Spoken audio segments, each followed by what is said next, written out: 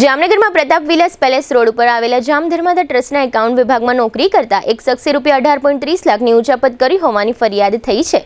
જામ ધર્માદા trust વતી જામ સાહેબના અંગત મદદનીશ નરેન્દ્રસિંહ જાડેજા દ્વારા આ ફરિયાદ લખાવવામાં આવી છે.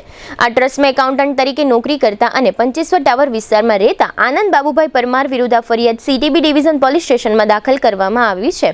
આનંદ પરમાર નામનો આ શખ્સ છેલ્લા 7 વર્ષથી ટ્રસ્ટમાં એકાઉન્ટ વિભાગમાં નોકરી કરતો હતો અને કર્મચારીઓના પગાર બિલ બનાવવાની તથા બેંકની કામગીરી સંભાળતો હતો. આ શખ્સે જામ સાહેબના ICICI બેંકના ખાતાના ચેકોમાં પગાર બિલ કરતા વધુ રકમ ભરીને જામ સાહેબની જાણ બહાર વધારાની રકમ મેળવી લીધી છે.